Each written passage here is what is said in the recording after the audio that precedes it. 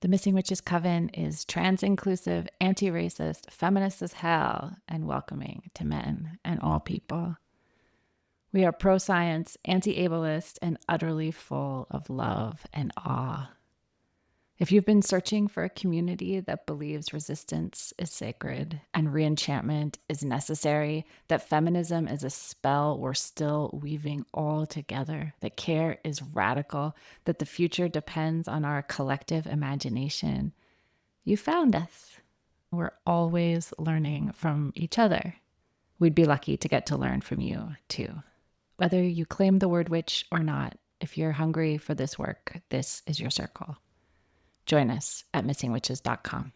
You aren't being a proper woman, therefore you must be a witch. You must be a witch.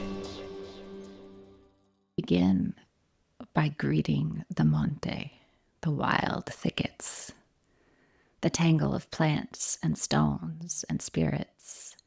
The monte isn't backdrop, it isn't scenery, it's a being, a chorus, a field of kin, a veined and leafy living place of memory, urgent and present and outside of time, a promise of possibility beyond the built and colonizing and traumatized world, a place for imagining and incarnating power.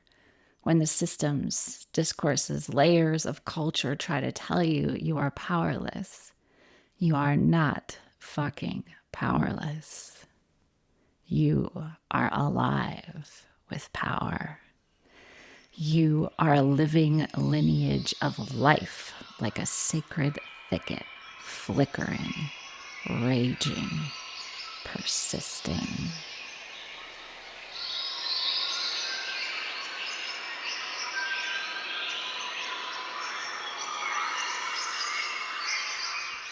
Today we follow the life and work of Lydia Cabrera, who turned her ear to that chorus, who over 70 years ago cracked the dominant worldview of her race and class to glimpse beyond, queered anthropology, preserved a web of voices singing past an oral culture and knowledge on into the future, and built a lifetime of listening. Lydia listened to people her peers dismissed, and from their songs, proverbs, and secrets, she shaped books that were unlike anything else in the world at that time. Books that read like grimoires, preserving magical knowledge and creating the archive that, generations later, is still, though filtered, though problematic, though white-voiced, still an essential touchstone for Lucumi, Santeria, and Palomonte.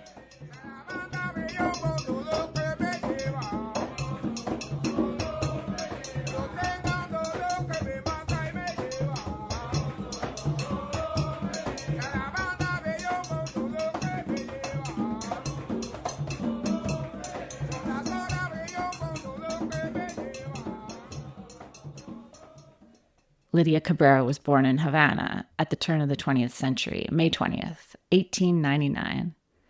Into privilege, into whiteness, into the colonial elite. She studied art in Paris, immersed in the surrealists, trained her eye on paintings. But then she returned to Cuba with her love, Maria Teresa de Rojas, at her side. And together they began listening to the archives, to the architecture, and crucially to the stories, proverbs, songs, and plant wisdom of Afro-Cuban neighbors and elders. Quote, Cabrera's ethnographies of Afro-Cuban religious life are the heart of her later work. These include research on the Yoruba in Cuba, published as Yamaya Iokun, an account of the verbal arts surrounding the goddesses of the seas, sweet water, and love.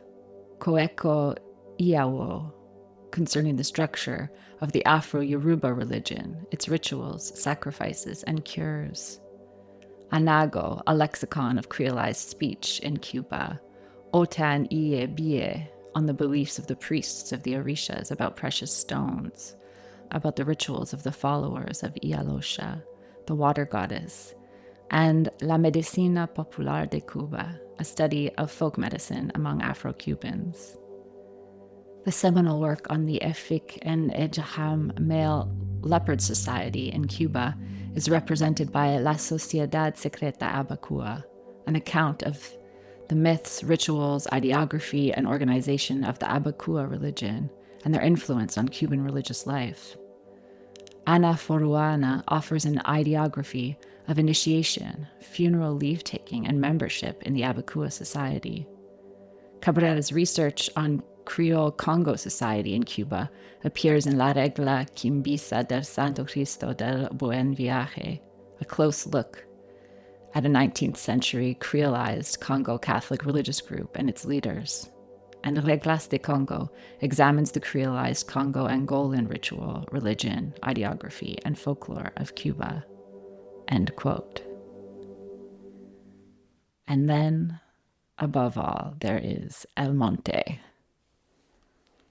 a book of plants and places, remedies and spirits, where the sacred forest itself is the protagonist, the hero, the heroine, or actually those metaphors don't work, do they? Because the monte is multiple. Medicine and poison, the source of curses and divinities and stories and blessings and songs, and shade and sunlight and the birth of deities, troubled and trickster though they may be, a living, limitless archive of what is possible. Quote, El Monte lists more than 500 herbs, the ailments that they are alleged to cure, the spirits that preside over their healing powers, and the creolized Yoruba, Kikongo, and Ejahem words that name the leaves in Afro-Cuban terms. In addition, we find whole legends associated with certain leaves, miniature narrations, truths that can be rendered in a dissociated moment, Susan Sontag points out, however significant or decisive, have a very narrow relation to the needs of understanding.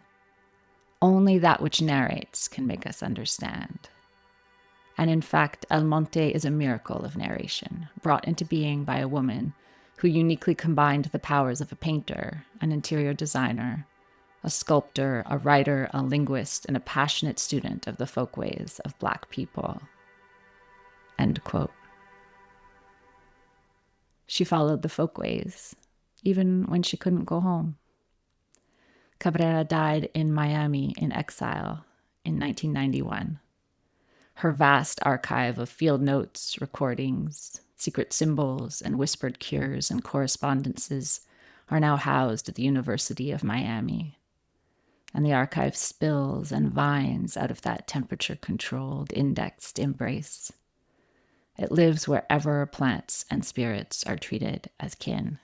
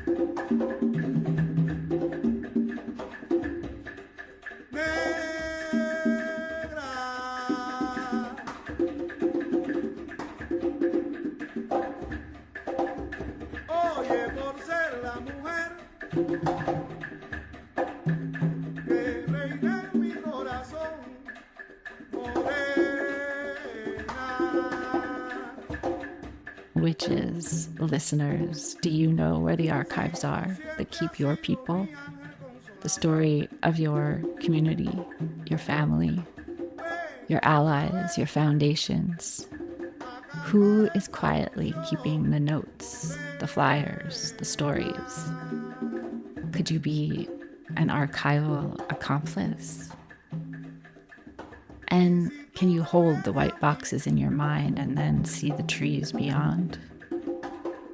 Keep the thickets, thick forests, places that have felt alive and unmanaged, untouched to the front of your mind. And let's bring them as an offering to Lydia's story. Sacred storyteller, trickster, archivist. Ask permission to listen.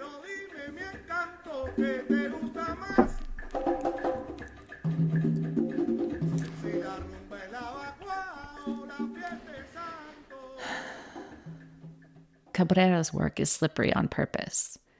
She refused neat categories, not fiction, not science, not exactly folklore. Her stories destabilized the colonial gaze. Her method was intimacy, long conversations, shared meals, sitting on porches and listening for hours. She blurred the line between observer and participant, between art and ethnography, and in doing so, she invited us to blur our own lines too. But this comes with tension. Lydia studied closed practices, and then she shared them. Quote, "At first, Omitomi feigned total ignorance of the Afro-Cuban world of worship. I don't know nothing. I was brought up with white folk. Gradually it developed, and her name was a strong hint of this, that Omitomi was one of the most respected Afro-Cuban religious authorities in all of Cuba. And she introduced Cabrera to her friend Odede, Yoruba. The hunter has made us this." The two of them, Omitomi and Odede, saw to it that Cabrera traveled to Matanzas. This city, the Il Ife of Cuba, was reputed to be home to the true spiritual overlords of the Afro-Cuban religion. The priests and priestesses there, many in their 80s and 90s, were deeply erudite and spoke the three major creolized African languages of Cuba. Odede made Cabrera swear that, quote, no one was to touch her head.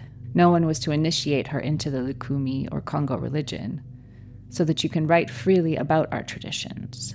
For once a Iyawo, a bride of the gods, an initiate, you will never be allowed to speak. And so a pact was sealed, and word spread that Cabrera was a white person of distinction who truly respected Black culture and who was quite generous with her informants as regards gifts, services, and favors. As her network of informants grew in the 1940s and 1950s, she found that her house, the Quinta San Jose, was admirably sited, built as it was in Pogolotti, a barrio of Marianao, a western suburb of Havana. For Pogolotti is famed to this day for its African-influenced religious activities. It is the site of one of the most prestigious and culturally important Abakua lodges. Cabrera comments, in fact, Pogolotti was a barrio entirely enlivened with Black people and culture. There were Abakua, there were Paleros, there were Yoruba diviners, Babalaos. Excellent people, no? I had but to cross the street to be in Africa. End quote. These texts preserve knowledge and cross the street.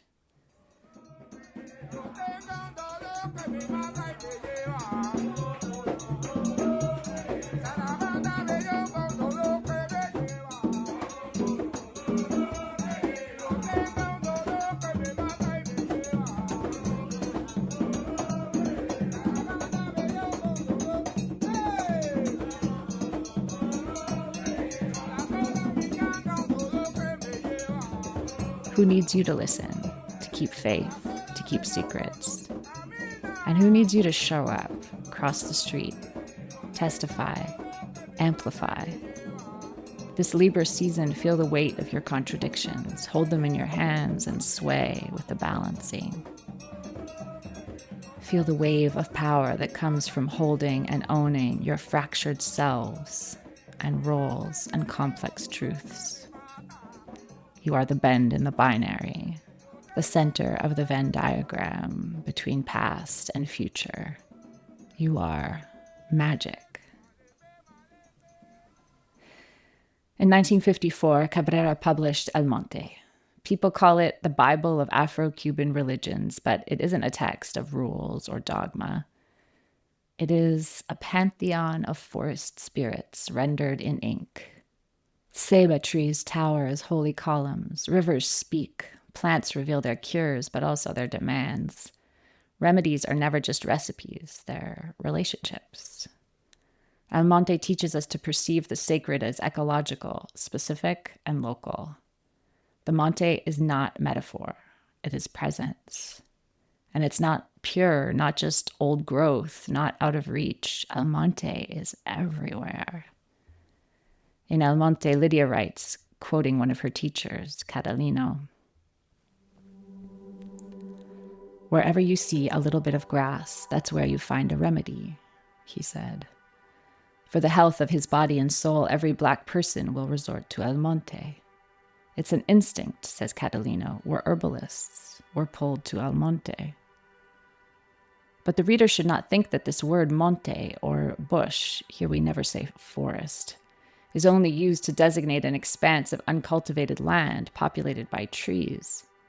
In Havana, any empty field covered in plants is considered a monte, even a savanna, just as an aguacate, avocado, or laurel tree is called a plant. An uncultivated parcel of land in a solar of the most meager proportions is categorized as a manigua, wilderness, bush, by virtue of wild plants sprouting in it, and it will be referred to simply as a monte or maningua. Every space where leaves grow dense is suitable for depositing an ebo, the usual offering in the regla de oca intended for a santo that is not from the water. Offerings for those that personify the river or ocean, like Oshun and Yamaya, are generally taken to the bank of the river or the seashore. That way, Black people living in the capital do not need to walk very far to find a monte. The majority of plants that are used constantly for bathing and cleansing oneself of bad influences, washing the floor of a home, burning as incense, or simple homemade remedies abound in these miniature montes, which are so accessible and no less worthy of respect. It is precisely the most common plants that have the most prophylactic value. They are the most indispensable for what we might call their daily preventative magic. They protect us throughout our whole lives, which are constantly threatened by exceedingly subtle dangers." End quote. Lydia wrote in a time like ours, where the people felt constantly threatened by exceedingly subtle dangers. At the turn of the century, Havana was a city of contradictions, sugar wealth and poverty, colonial legacies and radical ferment, hurricanes that could wipe away entire barrios, and a nightlife that boomed under prohibition in the United States as pretend pious rich Americans made laws and then left town to get wasted.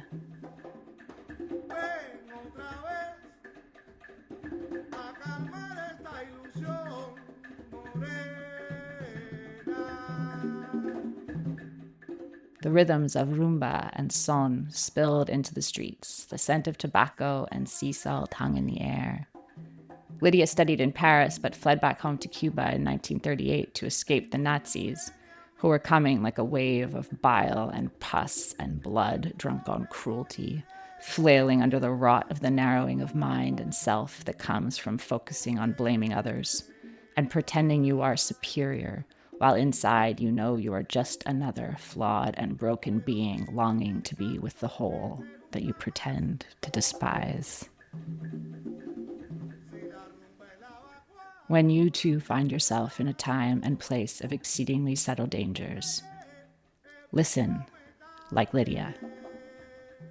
Take up the task of stitching yourself into the world of the other, step by step. Language, tea and cakes, music, shoulder to shoulder. Learn 3 plant names in more than one tongue. In English, Spanish, in the indigenous languages of the land you are on, in the language your neighbors speak. Greet your neighbors by name. Ask a more intimate question. Offer a crack in the social mask. Let their rhythm, their pauses, their laughter, their struggle, their heartbreak take root in you. Commit small spells of anti-erasure.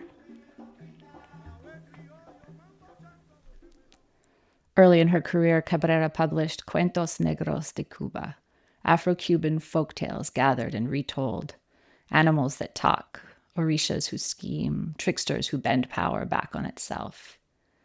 These stories aren't quaint, they're survival technologies. They carry laughter, subversion, and continuity. They kept Black Cuban cosmologies alive and wove them into a pantheon that slavery couldn't sever. Lydia grew up in a home full of art and intellectuals and people working to free their country from dictatorship. But still, her vision and language don't quite escape the colonial racist discourse that soaked the streets and colored the air. Still, her attention and lifelong dedication to valuing, honoring, preserving Black knowledge and philosophy and culture was completely radical. And part of what powered that radical openness was that Lydia's perspective was queer. The first major love affair we get hints of in the introduction to El Monte, quote, Lydia had met Teresa de la Parra in Havana in 1924. Their friendship was rekindled in Paris in 1927, and it lasted until Parra's death in Madrid in 1936, end quote.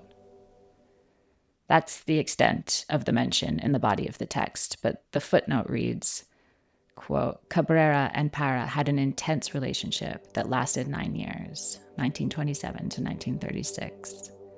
During those years, Cabrera was between 27 and 35 years of age, while Parra was between 38 and 46.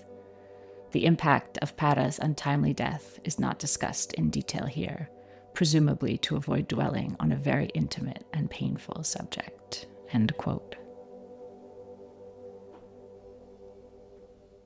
This intense relationship, this love between one of Venezuela's best-known novelists and Cuba's most important urban ethnographer feels like it probably wouldn't have been too intimate to make part of the story if it wasn't a queer story, a lesbian story, a story about women who defied machismo culture to create and describe worlds beyond. Before Parra's death, before Cabrera returned to Havana to begin the deep listening that would shape her life, she was inside a queer love story marked by illness. Parra's tuberculosis set the tempo, where they traveled, how they spent their days.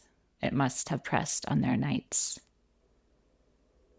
Later, Susan Sontag would write that tuberculosis and cancer are never just diseases. They become metaphors, romanticized, blamed, shrouded in shame. The person disappears behind the idea of the illness. The beloved dissolves into symbol. And this is still happening. When my neighbor was diagnosed with cancer, the first thing her well-meaning spiritual friends asked was, what haven't you processed? What are you repressing? This is the cruel, biting end of all that manifesting talk, the ugly truth behind the secret. It's victim-blaming bullshit, and it's bad magic.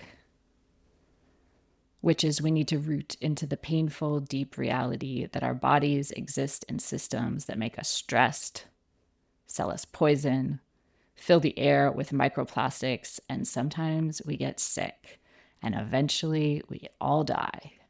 That's not a failure of will. That's the ground beneath our feet. That's the world we live in. And Lydia Cabrera knew something about living with what the world prefers to repress. She once dedicated a work of hers to Maria Teresa de Rojas with the phrase, quote, those who deem themselves intelligent find that admitting to the reality of the unreal is detrimental to their prestige, end quote. And if you've lived inside illness, as Parra did, as Sontag did, she wrote illness as metaphor while going through breast cancer treatment, you can start to see what was hidden before. You can get glimpses of the scaffolding of ableism. The way doorways, sidewalks, conversations, even intimacies are built for a fantasy of health, compulsory vitality. And just like the heteronormative white imperialist construction of normal, this too masks the lives lived at the edge, the reality of the unreal to whom? The reality of queer love hidden in plain sight, the reality of illness reduced to metaphor. Cabrera's El Monte doesn't give us the hallmark version of magic. It's not all light and white dresses. It's also fear and hexes and survival in a dangerous, unequal world. You can feel the pulse of resistance in it. Spells that protect against the plantation owners, charms that call down justice. But I can also see outlines of the way magical thinking can be sharpened by desperation, by paranoia even, by the endless violence of colonialism.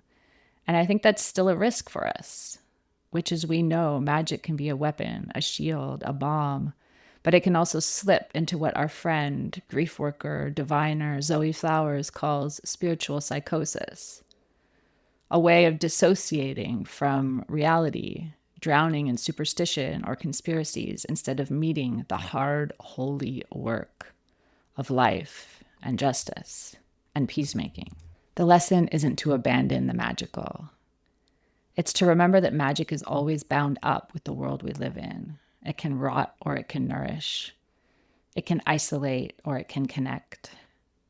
Every curse, every charm in El Monte testifies to that tension. And for us, the call is to keep turning back toward reality, toward each other, to make every moment, even the painful, even the mundane, into an altar. Queer love, illness, trauma, El Monte, all of these demand that we learn to see what is right here, but hidden by the stories power prefers to tell.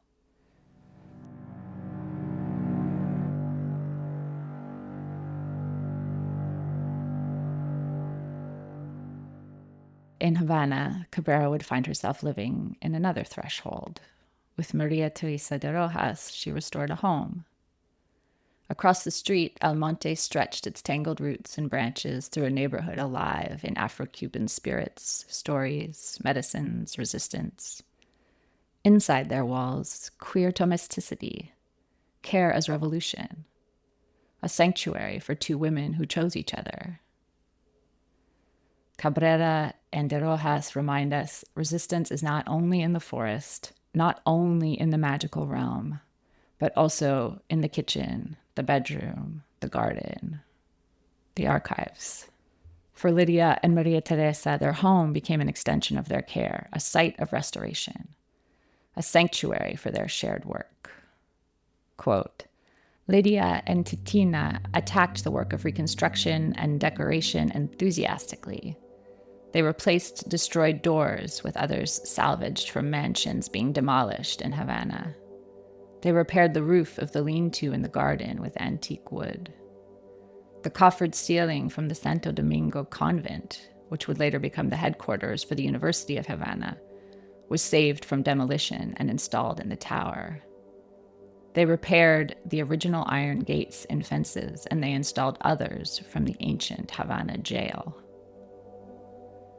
Fortunately, the magnificent red, yellow, white, and blue stained glass windows had been preserved. They decorated the hallways with colonial-era tiles. Finally, they furnished La Quinta with carefully chosen items. Despite being a true museum of antiques and craftwork, photographs show an inviting Creole interior, as well as a marvelous informal courtyard. End quote. Queer domesticity is world-making. It is altar and shelter and salvage, revolution and everyday tenderness.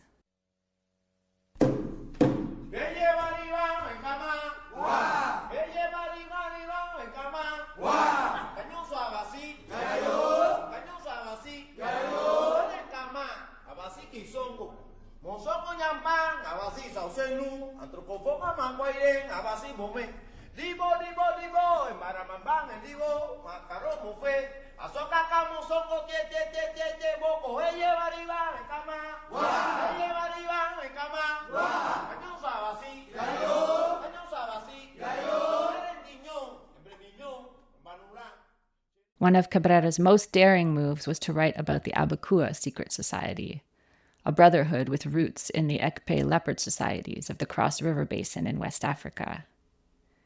In Cuba, Abakua became both feared and powerful, binding dockworkers and traders into mutual protection, or complex geometric figures that carry power, membership, memory.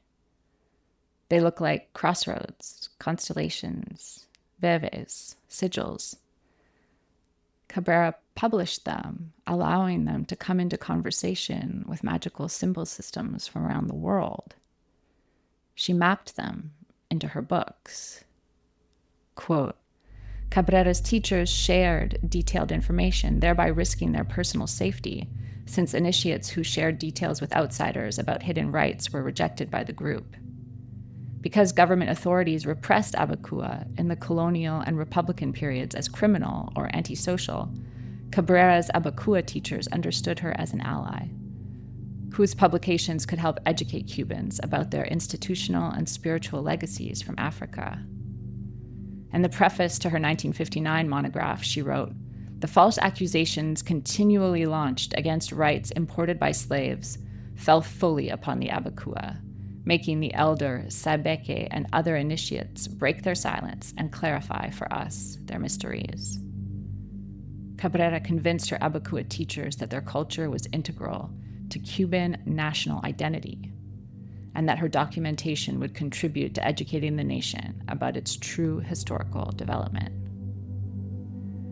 Cabrera's Abakua phrasebook is the largest work available on any African diaspora community in the Americas, with 530 pages of transcribed terms, phrases, and chants in the Abakua sacred language, with intuitive interpretations in Spanish.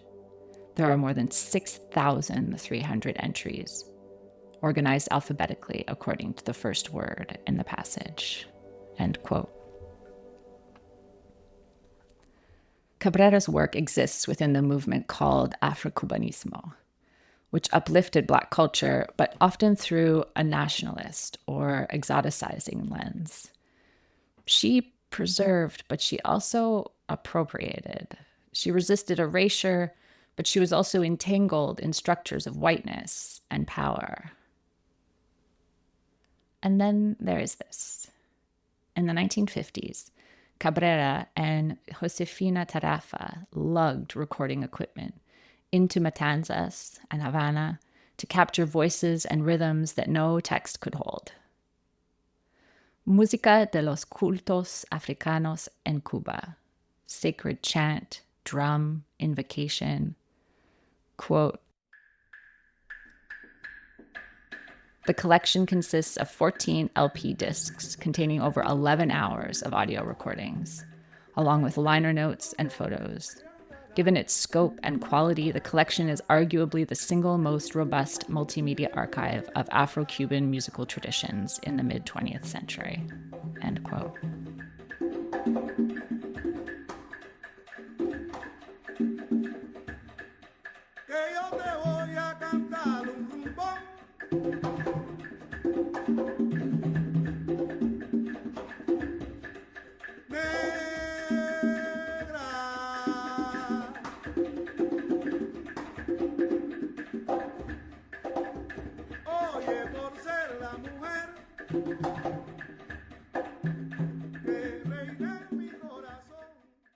The only recordings Cabrera ever made.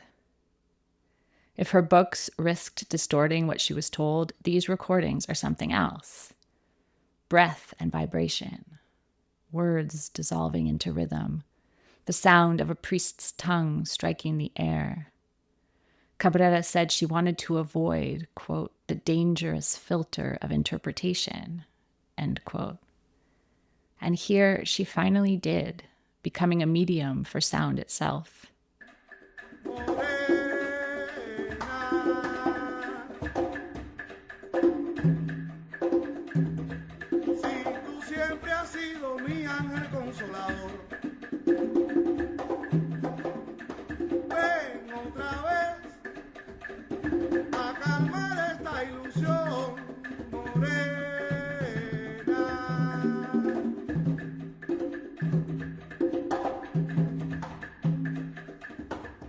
We inherit the songs, the conversations, her brilliance and her compromises. We can aspire to be trusted like she was, to be allies and accomplices to each other. Name our sources, cite Black Cuban scholars, and direct attention toward living practitioners who carry these traditions forward today. Witches, in your grimoires, add a sources page. Practice citation as devotion.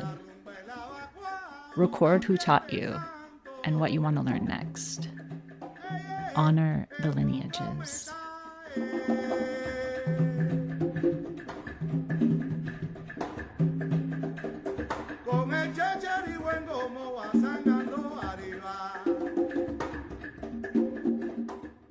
After the revolution, Cabrera lived in Madrid, then settled in Miami. Exile cut her from her homeland, but didn't sever her work. She edited, compiled, and protected her materials. And she wasn't alone. Maria Teresa de Rojas was more than Cabrera's life partner for over 5 decades. She was a collaborator, historian, and always a co-conspirator in the intellectual and cultural labor of their shared life. Their Havana home, restored together stone by stone, was a hub of conversations and ideas, a sanctuary where everyday love intertwined with the preservation of Cuba's past and the dreaming of its future. Later, in Miami, their apartment carried the same energy, a refuge that was also a workshop, a testament to their enduring partnership. Today, their archive is a shrine. Thousands of pages of notes, correspondence, photos, audio, objects, a sacred accumulation of memory, love, relationship. No archive is neutral. The archive is always hopeful of the future and fundamentally bereft. There are always stories that exceed, ancestors we can't find. But beyond the archive is the reality of the unreal. In the trees waving and moss weaving, I can imagine an archive of another kind. El Monte. When writing this episode, I dipped into these great books with reverence, sometimes with the feeling like I was trespassing. These are closed practices, Santeria, Lukumi, Paulo, Regla de Oca, traditions held and tended by communities who decide what may be spoken and what must remain within the initiated. Lydia Cabrera was permitted to record, to write, to publish. She was trusted with sacred stories, medicines, chants. But whiteness, exile, and power imbalances inevitably shaped her gaze, and distortion lingers in the record. At the threshold of this work, as the door swings open, and we hear the city and the wild thicket all interpolated with each other, calling us. I want to honor those who chose to share their knowledge with her, with Lydia. In their names, may we make good on their trust. May we rise to the challenge of documenting, archiving, and testifying with whatever power we have, not to consume, but to protect, not to extract, but to honor. Because testimony is not only about the past. Testimony speaks truth into the white noise of distortion. Where we have power, we must testify to the present. To the Black, Latin, and Indigenous communities targeted by racist violence, to peaceful protesters beaten and jailed, to immigrants and citizens alike subjected to the deranged tantrums of white supremacy here and across the globe. To honor Cabrera's sources is also to commit ourselves to witnessing now, to refuse silence, to speak, write, and act in the service of those whose voices are suppressed. We call Calixta Morales, O Dei, the unforgettable. Jose de Calazan Herrera, Bangoche, Moro, the first Frank collaborator. Teresa Munoz, Omitomi, who opened the door. Enriqueta Herrera, keeper of stories. Nino de Cardenas, witness and voice. Dolores Ibanez and Petrona Ibanez, Yalochas, daughters of Francisquilla. J. Esparro, Camposanto, Buena Noche, Banganga of Pogoloti. Gabino Sandoval, hijo de Alaguna. May we continue to make good on the trust they put in the Lydia who listened. May their words echo within us. May we meet their generosity with reverence and responsibility. May we testify in their name and in the name of all who still need us to show up, speak up, and honor their experience with our courage. May our research be relationship. May our citations be offerings. May our magic keep secrets where secrets keep people safe. To the papers and to the plants, to the tellers and the listeners, thanks. And blessed fucking be.